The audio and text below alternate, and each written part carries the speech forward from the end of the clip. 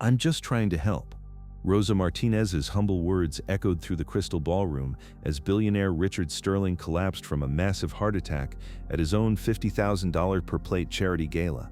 The 68-year-old cleaning lady had been invisible to the diamond-draped socialites for decades, scrubbing toilets while they sipped champagne and discussed their philanthropic contributions. But when Sterling's billion-dollar empire watched helplessly as their host turned blue on the marble floor, this forgotten woman became the only person in a room full of wealth who actually knew how to save a life. Because what none of the gala guests knew was that before Rosa held a mop, she had held the hands of dying patients. Before she cleaned luxury bathrooms, she had worked 40 years in the ICU at St. Mary's Hospital, saving over 1,000 cardiac patients. And tonight, her greatest act of charity would happen not on stage, but on her knees beside a man who had never bothered to learn her name. Rosa Martinez had perfected the art of being invisible. At 68, she moved through the Sterling Foundation's annual charity gala like a shadow. Her cleaning cartwheels whispered against marble floors that reflected the wealth gathered above her head.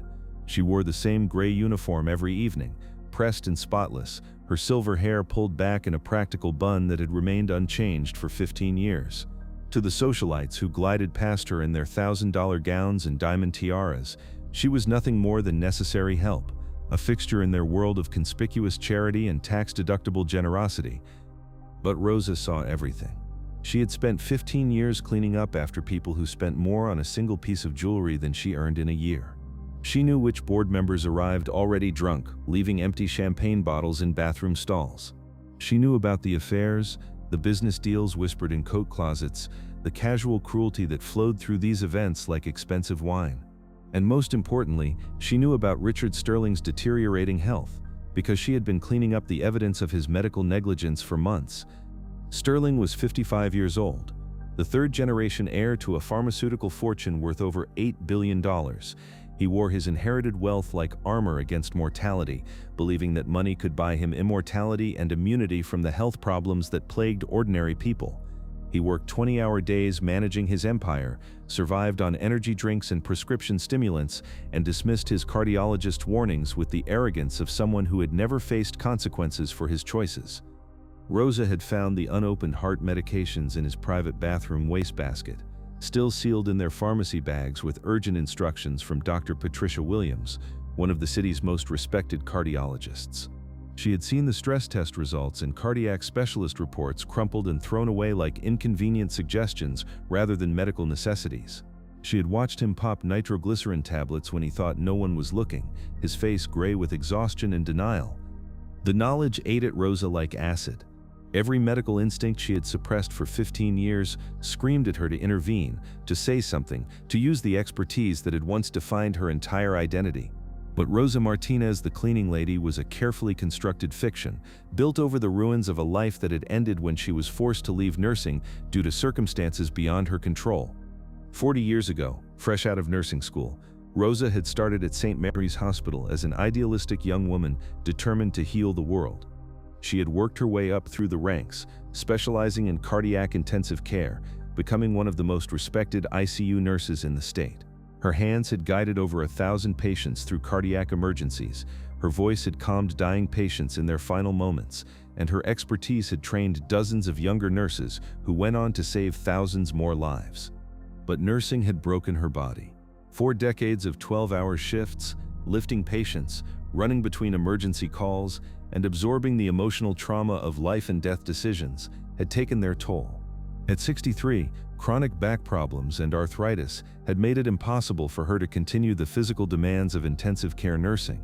With no pension and minimal savings, she had been forced to find work that her damaged body could handle. Cleaning paid minimum wage, but it was work she could do despite her physical limitations. The Sterling Foundation hired her through a contractor, paying barely enough to cover rent on her small studio apartment. For 15 years, she had maintained the fiction that she was just a simple cleaning lady, hiding her medical background because she feared people would question why a former ICU nurse was working as hired help. The shame of her reduced circumstances had driven her to complete invisibility.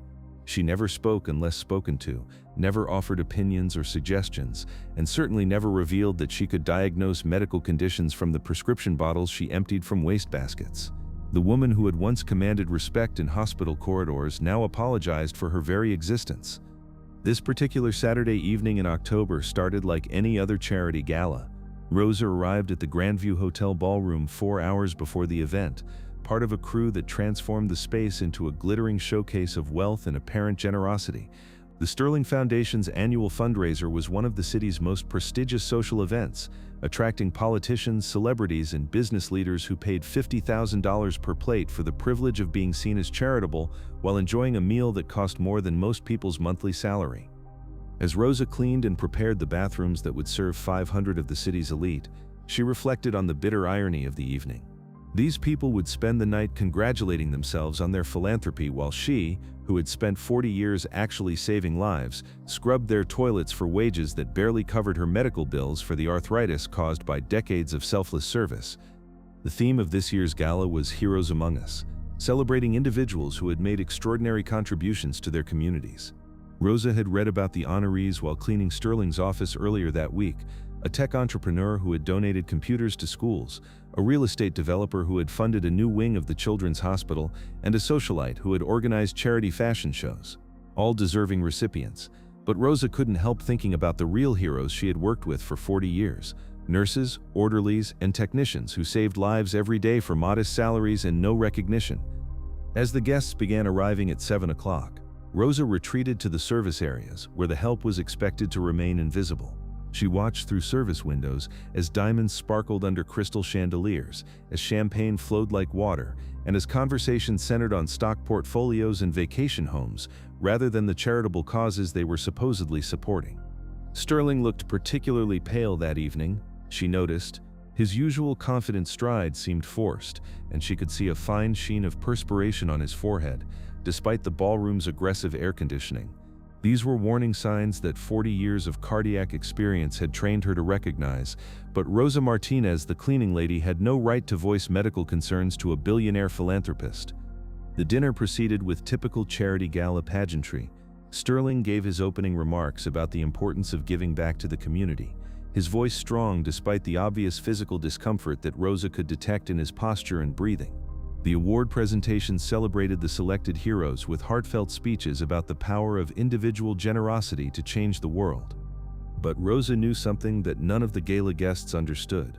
Real heroism rarely happened in ballrooms filled with photographers and press releases. Real heroism happened in hospital corridors at 3 a.m., in emergency rooms during natural disasters, in situations where there were no cameras or tax benefits or social recognition. Real heroes were people like her former colleagues at St. Mary's, who showed up every day to heal the sick and comfort the dying for salaries that barely covered their own basic needs. As the evening progressed, Rosa found herself paying closer attention to Sterling than her cleaning duties required. She noticed the way he loosened his bow tie during the main course, the slight grimace when he thought no one was watching, the way he gripped the podium during his speech as if it were the only thing keeping him upright. These were classic signs of cardiac distress, symptoms she had seen thousands of times in her ICU career. At 10:30, as the auction portion of the evening began with items worth hundreds of thousands of dollars, Rosa was restocking the women's bathroom when she heard the commotion from the ballroom. Voices raised in panic, chairs scraping against marble floors, and the unmistakable sound of chaos replacing the orchestrated elegance of the charity gala. She rushed toward the ballroom, her cleaning cart forgotten, and found a scene that her medical training immediately recognized. Richard Sterling had collapsed near the auction stage, clutching his chest in obvious cardiac distress, while 500 wealthy guests stood paralyzed by shock and helplessness. "Call an ambulance," someone screamed, but Rosa could see that several people were already fumbling with their phones, their panic making them ineffective in the crisis. Around Sterling's collapsed form, the city's social elite stood frozen in their designer gowns and expensive tuxedos, their wealth utterly useless in the face of a medical emergency. Rosa's 40 years of ICU experience took over before her conscious mind could engage. She pushed through the crowd with an authority that surprised everyone, including herself, and knelt beside Sterling with the practiced efficiency of someone who had performed this exact assessment thousands of times. "Sir, can you hear me?" she asked, her voice carrying the calm authority of medical training as she checked his pulse and breathing. What she found confirmed her worst fears. His pulse was rapid and irregular, his breathing shallow and labored, classic signs of massive cardiac arrest. "I'm just trying to help," Rosa called out as shocked murmurs rippled through the crowd. The guests couldn't understand why their invisible cleaning lady was suddenly taking charge of a medical emergency, but something in her voice and movements suggested she knew exactly what she was doing. Sterling's eyes found hers, wide with pain and confusion.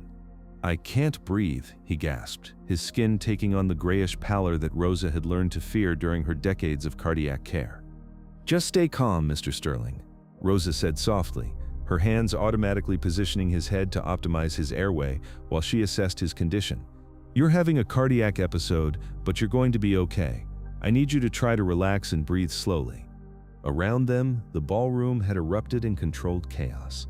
Board members shouted contradictory orders, guests pulled out phones to call for help, and several people claimed to have medical knowledge but seemed frozen by the actual reality of an emergency. Through it all, Rosa worked with quiet competence, her movements economic and precise. "Does anyone know CPR?" called out Dr. Jennifer Morrison, a plastic surgeon who had been attending as a guest. But when she looked at what Rosa was doing, her expression changed from panic to professional recognition. "Ma'am, are you medical personnel?" Rosa hesitated for a moment. 15 years of enforced invisibility warring with 40 years of medical identity. I used to be a nurse," she said quietly, never stopping her assessment of Sterling's condition.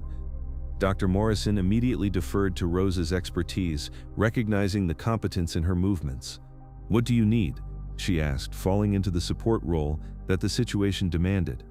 "His pulse is thready and irregular," Rosa reported in the clipped, efficient language of medical emergencies. "Breathing is shallow, skin is pale and diaphoretic. We need to prepare for full cardiac arrest. Where's the nearest AED?" The ballroom's event coordinator, a efficient woman named Patricia Chen, stepped forward. "There's an automated defibrillator near the kitchen entrance," she said, her voice shaking. "I'll get security to retrieve it." Rosa nodded, her hands never leaving Sterling's pulse points. "And we need to clear some space. Everyone who isn't medical personnel needs to step back at least 10 feet. As the crowd reluctantly moved away, Rosa found herself alone with Sterling in a circle of marble floor, surrounded by hundreds of people who were watching her every move with a mixture of curiosity and awe. The woman they had ignored for 15 years was suddenly the most important person in the room. "Mr. Sterling," Rosa said gently, her voice carrying the warmth and authority that had comforted thousands of patients over 4 decades, "I need you to listen to my voice and try to stay calm. You're having a heart attack, but we're going to take care of you." Sterling's eyes focused on her face with an intensity that was both grateful and confused. For 15 years, he had walked past her without acknowledgement, treating her as part of the building's infrastructure rather than as a human being. Now, as his life hung in the balance, he was seeing her clearly for the first time. "You're the cleaning lady," he whispered, his voice barely audible. "Yes," Rosa replied simply, her hands monitoring his pulse while she watched for signs of further deterioration. "And right now, I'm the person who's going to help you through this." The AED arrived with a rush of security personnel and hotel staff, but instead of pushing Rosa aside, they instinctively recognized her authority and waited for her instructions. Her movements were so confident, her voice so calm and knowledgeable, that even people with no medical training could see she knew exactly what she was doing. "I need everyone to step back," Rosa announced, as she opened the defibrillator case with practiced efficiency. "This machine is going to analyze his heart rhythm and potentially deliver an electrical shock. No one can be touching him when that happens." As she prepared the AED pads, Rosa's hands moved with the muscle memory of countless emergency situations. She had used this exact equipment hundreds of times during her ICU career, had trained other nurses on proper defibrillator technique, and had even participated in updating the hospital's cardiac emergency protocols. "Sir, I'm going to place these pads on your chest," she explained to Sterling, her voice gentle but authoritative. "You'll feel the adhesive, but try to remain as still as possible." Sterling nodded weakly, his eyes never leaving her face. In his expression, Rosa could see a dawning realization that the woman he had dismissed as invisible, hired help was demonstrating medical expertise that surpassed most of the wealthy, educated people in the room. The AED powered up with its familiar electronic beep, beginning the automated analysis that would determine whether Sterling's heart rhythm required electrical intervention. During the tense 30 seconds of analysis, Rosa continued monitoring his pulse and breathing, her face a mask of professional concentration. "Shock advised," the machine announced in its computerized voice. "Please ensure no one is touching the patient." Rosa looked around the circle of onlookers, making eye contact with each person to ensure they understood the gravity of the situation. "Everyone clear," she said firmly, her hand hovering over the shock button. "Do not touch Mr. Sterling." She pressed the button without hesitation. Sterling's body convulsed as the electrical current coursed through his chest, his back arching off the marble floor before settling back into stillness. Immediately, Rosa resumed her assessment, checking for pulse and breathing while the AED recycled for potential additional shocks. "Come on," she whispered under her breath, her professional composure cracking slightly as the weight of the situation pressed down on her. "Don't you dare give up on me now." The silence in the ballroom was complete, except for the electronic sounds of the AED and Rosa's quiet encouragements to Sterling. 500 of the city's most powerful people watched in fascination as their invisible cleaning lady fought to save the life of one of the wealthiest men in the state.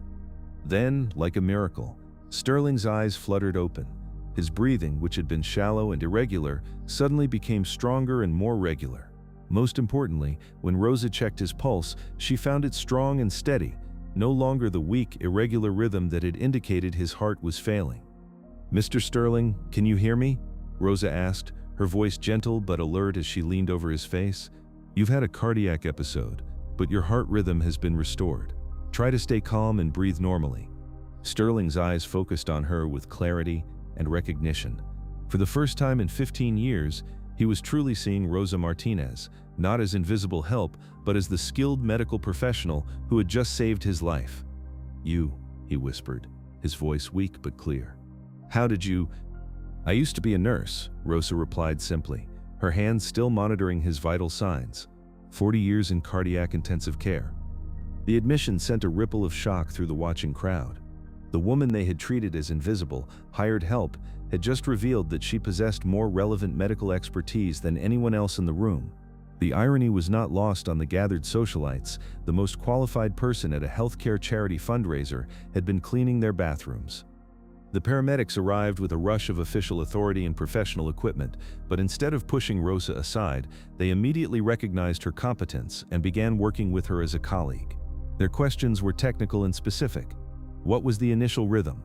How long was he unconscious? How many shocks were delivered? Rosa answered each query with the precision of someone who had participated in hundreds of similar emergencies. As the paramedics prepared Sterling for transport to the hospital, one of them turned to Rosa with professional curiosity and respect. "Ma'am, that was textbook cardiac emergency response. Are you an EMT?" Rosa hesitated, 15 years of hiding her true identity warring with the relief of finally being recognized for her actual skills. "I was an ICU nurse," she said quietly. "Retired." The paramedic nodded with deep respect. "Well, your training saved his life. Another few minutes and we would have been looking at permanent brain damage or worse." As Sterling was loaded onto the stretcher, he reached out and grasped Rosa's weathered hand with surprising strength. His eyes, now clear and focused, searched her face with an intensity that made her uncomfortable. "What's your name?" he asked quietly. "Rosa Martinez," she replied, meeting his gaze despite her discomfort. "Rosa Martinez," he repeated slowly, as if memorizing it. "I owe you my life." The ambulance doors closed and the vehicle disappeared into the night, leaving the ballroom of the Grandview Hotel in stunned silence. The charity gala had been abandoned, the expensive dinner forgotten, the auction items irrelevant. 500 of the city's most wealthy and powerful people stood in small groups, speaking in hushed tones about what they had just witnessed. Rosa found herself at the center of attention for the first time in 15 years, and the feeling was deeply uncomfortable. Questions came from all directions. Where had she learned medical skills? How long had she been a nurse? Why was she working as cleaning staff? Each question felt like a probe into the carefully constructed identity she had built to protect herself from the shame of her reduced circumstances. "I should get back to work," Rosa said firmly, attempting to retreat into the invisibility that had protected her for so long. She reached for her abandoned cleaning cart, desperate to return to the safe anonymity of her custodial duties. But Dr. Jennifer Morrison stepped forward, her expression serious and thoughtful. "Rosa, what you just did, that wasn't basic first aid. That was professional-level cardiac emergency response. We need to talk." Rosa felt the walls she had built around her true identity beginning to crumble. The secret she had protected for 15 years was threatening to emerge, and she wasn't sure she was ready for the consequences of that revelation. "I just did what anyone would do," she replied evasively, still trying to maintain the fiction that had kept her safe from difficult questions about her past. "No," said Patricia Chen, the event coordinator, her voice filled with a mixture of awe and confusion. "What you did required extensive medical training. I want to know who you really are, Rosa Martinez." The question hung in the air like a challenge, and Rosa realized that her carefully constructed life was about to undergo a fundamental change. The woman who had hidden in plain sight for 15 years was about to be forced into a spotlight she had never wanted. Over the following hours, as the ballroom was cleaned and the guests gradually departed, Rosa found herself in the hotel's administrative office, surrounded by people who wanted to understand how their invisible cleaning lady had just performed a medical miracle. Patricia Chen, Dr. Morrison, and several board members of the Sterling Foundation listened as Rosa reluctantly told her story for the first time in 15 years. She spoke about her 40-year nursing career at St. Mary's Hospital, her specialization in cardiac intensive care, and the gradual physical breakdown that had forced her early retirement. She explained how the lack of adequate pension benefits had left her financially desperate, forcing her to take cleaning work to survive. She described the shame and invisibility she had cultivated to avoid questions about how a former ICU nurse had ended up scrubbing toilets for minimum wage. Dr. Morrison listened without interruption, her expression growing more thoughtful with each revelation. When Rosa finished her story, the plastic surgeon sat in silence for several minutes, processing the implications of what she had heard. "Rosa," Dr. Morrison said finally, "what you've described is a tragedy, not just your personal situation, but the waste of your expertise. Do you realize how many lives could have been saved if people had known about your background?" Rosa had thought about that very question every day for 15 years. How many cardiac emergencies had she witnessed from the sidelines, forced to watch in silence because revealing her knowledge would expose her reduced circumstances? How many times had she seen people make medical mistakes that she could have corrected if she had been allowed to speak? "I couldn't afford to be a nurse anymore," Rosa said quietly. "My body couldn't handle the physical demands, and I needed work that would pay enough to cover my medical bills." "But that's not a reason to hide your knowledge," Dr. Morrison replied gently. "There are dozens of roles in healthcare that could have utilized your expertise without requiring the physical demands of floor nursing." Rosa had never considered that possibility. For 15 years, she had assumed that her nursing career was completely over when her body could no longer handle the physical requirements of ICU work. The idea that her knowledge and experience might still have value in the medical field had never occurred to her. The conversation was interrupted by a phone call from the hospital. Sterling was stable and recovering, and he had specifically asked to speak with Rosa as soon as possible. The doctors were amazed by the quality of pre-hospital care he had received, and the cardiologist wanted to thank whoever had performed the emergency intervention. An hour later, Rosa found herself in Sterling's private hospital room, facing the man whose life she had saved and whose company had unknowingly employed her for 15 years. He looked pale but alert, connected to monitors that tracked the heart rhythm she had helped restore. When he saw her, his expression was complex, mixing gratitude with something that looked like shame. "Rosa Martinez," he said slowly, using her name for the first time in 15 years. "I've been doing some research since they brought me here. 40 years at St. Mary's ICU, specialized in cardiac emergencies, trained over 50 nurses who are still working in intensive care units across the state, winner of the Nurse Excellence Award 3 years running." Rosa felt exposed and vulnerable as Sterling recited her professional accomplishments, achievements that felt like they belonged to someone else after 15 years of invisibility. "I also learned that you were forced into early retirement due to chronic back problems and arthritis caused by 4 decades of lifting patients and working 12-hour shifts," Sterling continued quietly, "and that your pension benefits were insufficient to cover your medical expenses, forcing you to find other work." Rosa had not spoken about the financial realities of her situation in 15 years, but Sterling's research had apparently uncovered the harsh truth about how healthcare workers were often abandoned by the system they had devoted their lives to serving. "Mr. Sterling," Rosa began, but he held up his hand to stop her. "Please let me finish," he said. "Rosa, I want to make you an offer. The Sterling Foundation is expanding our healthcare initiatives, and we need someone with your expertise to oversee our medical emergency preparedness programs, someone who understands both the clinical and practical realities of healthcare delivery." Rosa stared at him in shock. After 15 years of hiding her medical background, the idea of returning to healthcare work seemed impossible. "Mr. Sterling, I can't do intensive care nursing anymore. My body won't allow it." "I'm not asking you to return to bedside nursing," Sterling replied firmly. "I'm asking you to help us develop training programs for medical emergencies in non-hospital settings, to teach people like the ones at tonight's gala how to respond effectively when someone's life is in danger." The offer hung in the air between them, a possibility that Rosa had not dared to imagine for 15 years. The chance to use her medical knowledge again, to train others in the life-saving skills she had accumulated over 4 decades, to return to meaningful work that valued her expertise rather than hiding it. "Why?" she asked quietly. "Why would you do this for me?" Sterling's answer was simple and direct. "Because you saved my life. Because your expertise has been wasted for 15 years while people have died from medical emergencies that you could have prevented or treated. And because tonight showed me what real charity looks like." Over the following weeks, Rosa's story became a local sensation that gradually grew into national news. The hidden nurse who had saved her employer's life captured public attention as a symbol of both the hidden potential that exists in overlooked workers and the systemic problems that force skilled healthcare professionals into poverty despite their essential contributions to society. Medical professionals rallied to support Rosa's story, sharing their own experiences with inadequate pension benefits, physical injuries caused by healthcare work, and the financial pressures that drove talented clinicians away from patient care. Her situation became a catalyst for broader discussions about how society treats healthcare workers and whether the system adequately supports the people who dedicate their lives to healing others. The Sterling Foundation moved quickly to implement Rosa's emergency preparedness program. Within 6 months, she was leading a team of medical educators who traveled to businesses, schools, and community organizations, teaching cardiac emergency response to people who had never received formal medical training. The program's motto, borrowed from Rosa's own words, was, "I'm just trying to help," a reminder that heroism often came from humble origins.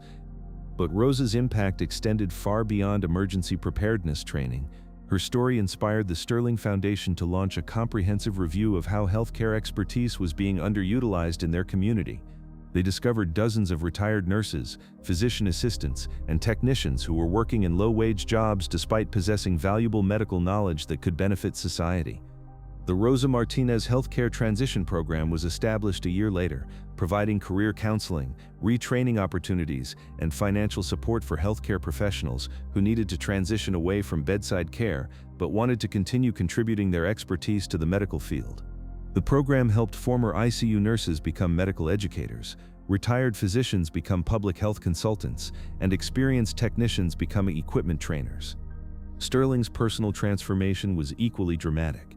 His near-death experience had forced him to confront the contrast between performative charity and genuine service to others. He reduced his business responsibilities to focus on healthcare philanthropy, working directly with Rosa to identify and address systemic problems in healthcare delivery and worker support. The charity gala where Rosa had saved his life became an annual celebration of hidden heroes, healthcare workers, emergency responders, and other essential workers whose contributions to society often went unrecognized. The event featured not celebrity speakers and expensive auction items, but presentations by people like Rosa, who had dedicated their lives to serving others, despite receiving minimal recognition or compensation.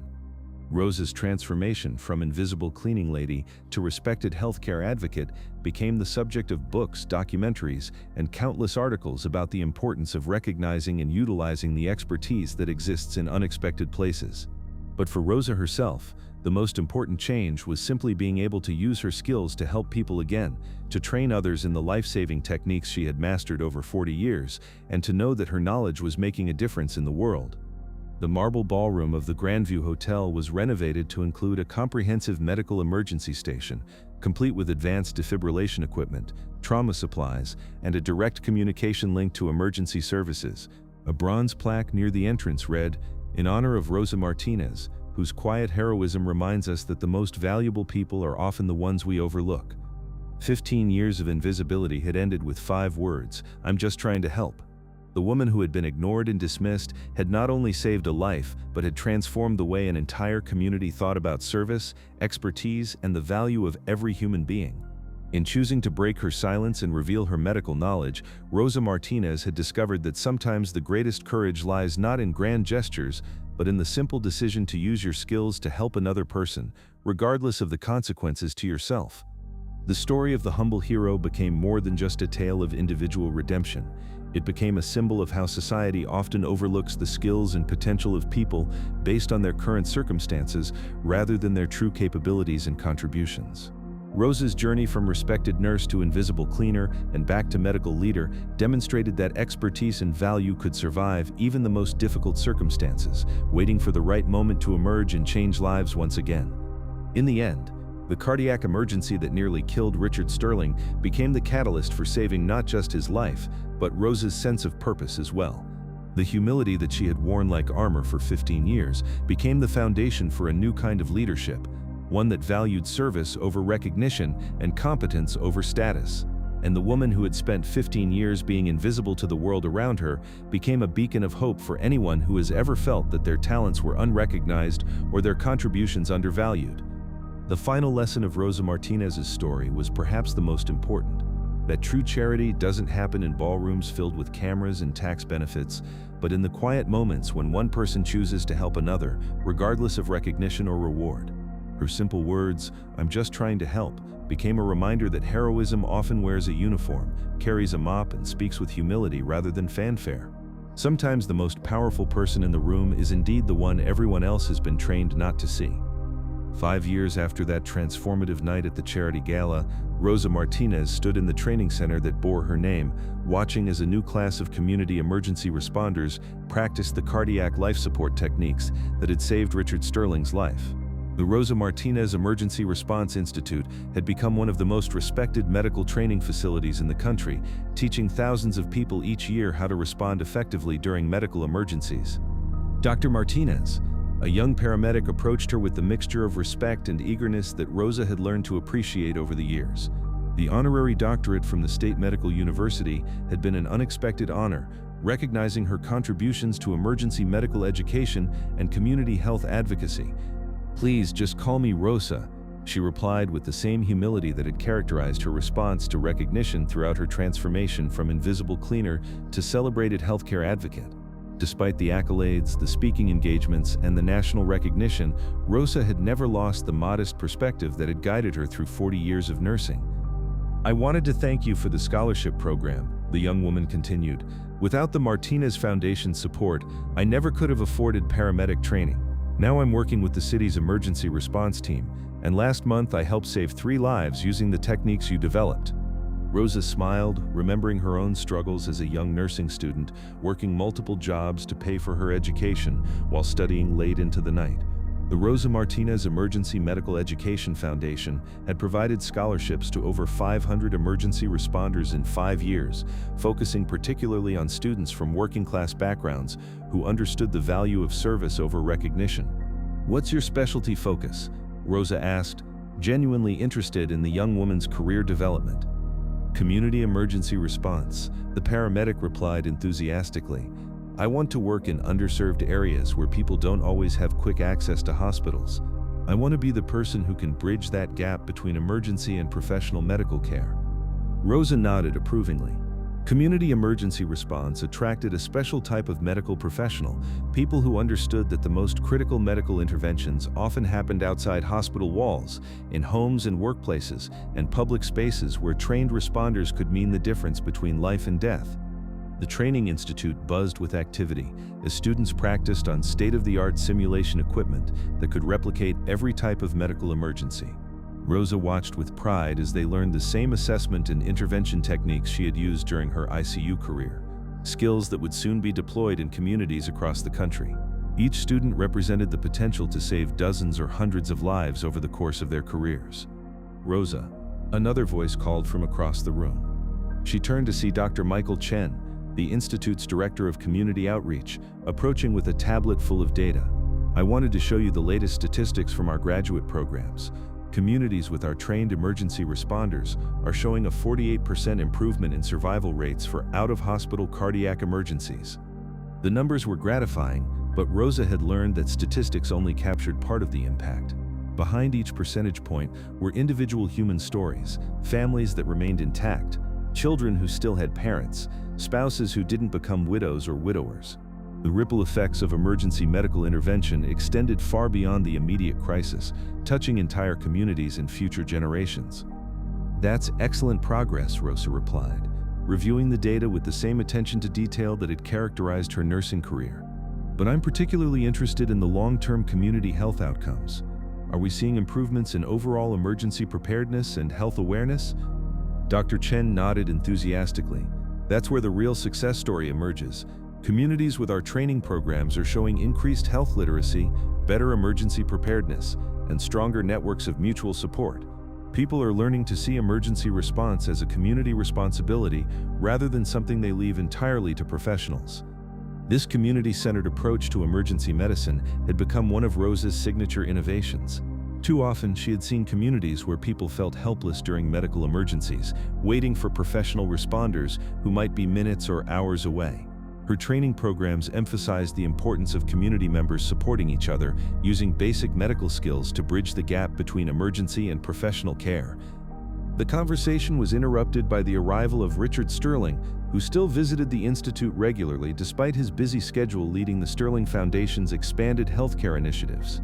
His relationship with Rosa had evolved from grateful patient to colleague and friend, bonded by their shared commitment to improving healthcare access and emergency preparedness for underserved communities. "Rosa," Sterling greeted her warmly, "I hope you don't mind the interruption. I wanted to update you on the latest expansion of our community health programs."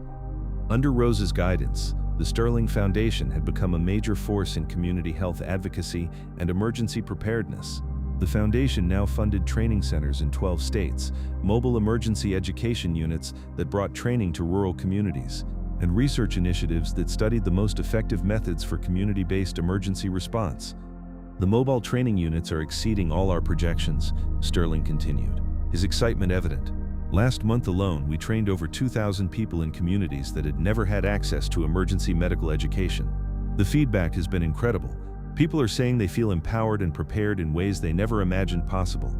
Rosa examined the data on Sterling's tablet, noting the geographic distribution and demographic breakdown of their training recipients, with the same analytical approach she had once applied to patient care. The transition from bedside nursing to community health advocacy had been challenging, but it offered the opportunity to impact far more lives than she could ever reach as an individual nurse. "The rural response rates are particularly encouraging," she noted, "but I want to see follow-up data on skill retention and actual emergency response outcomes. We need to ensure that our training translates into effective real-world intervention."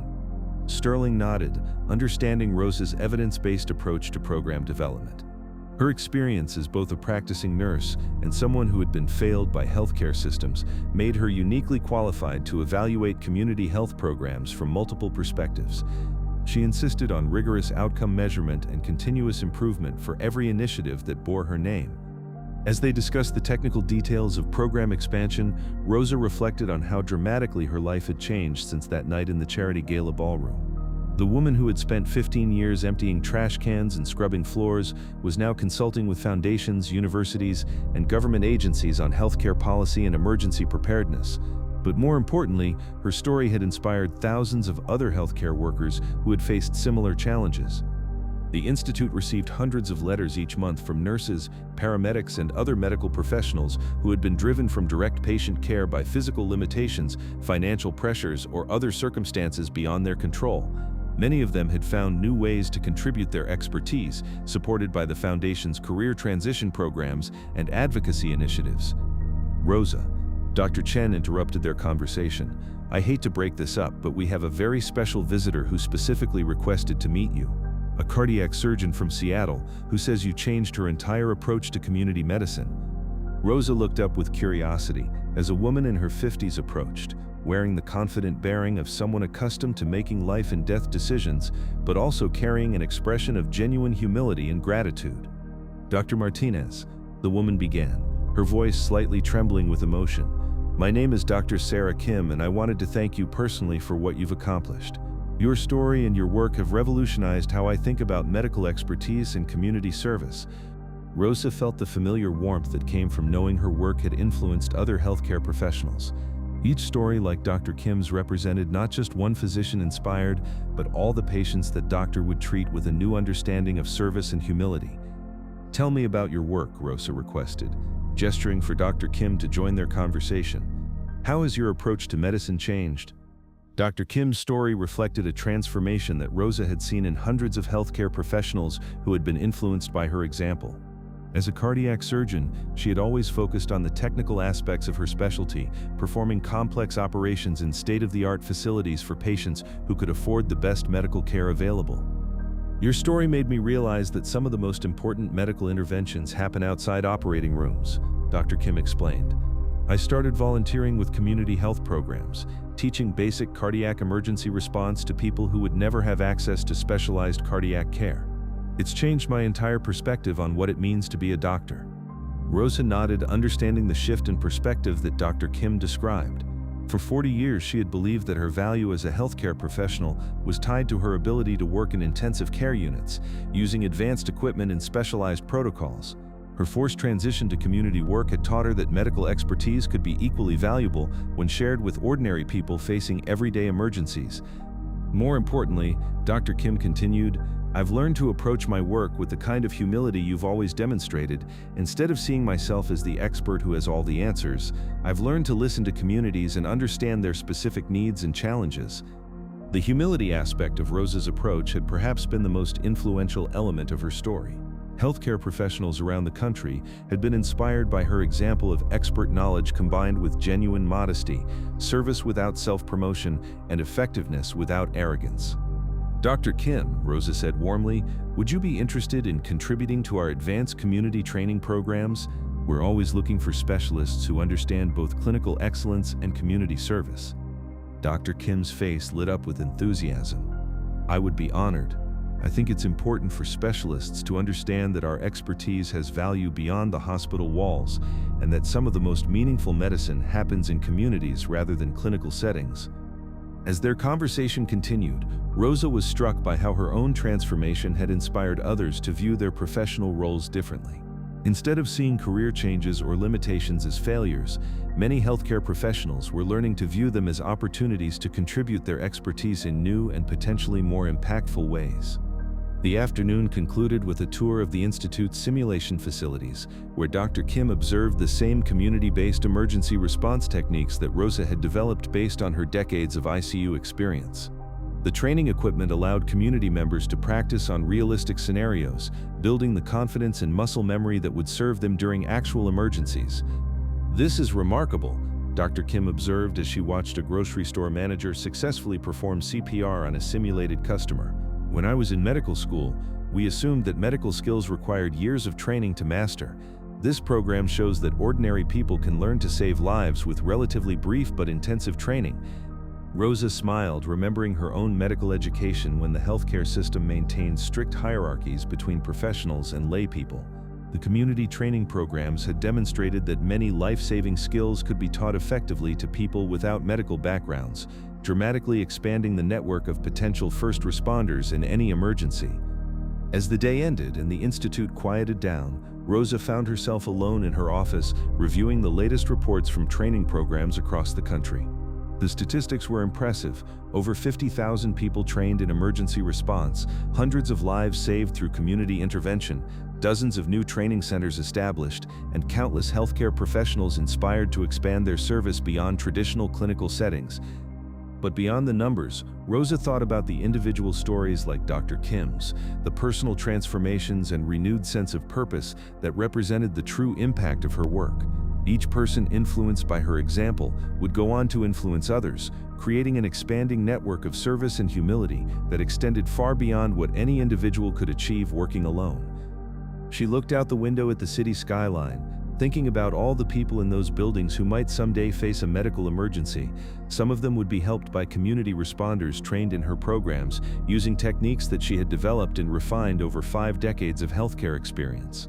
The invisible cleaning lady who had once scrubbed the windows of those very buildings was now contributing to a healthcare system that could protect and heal millions of people.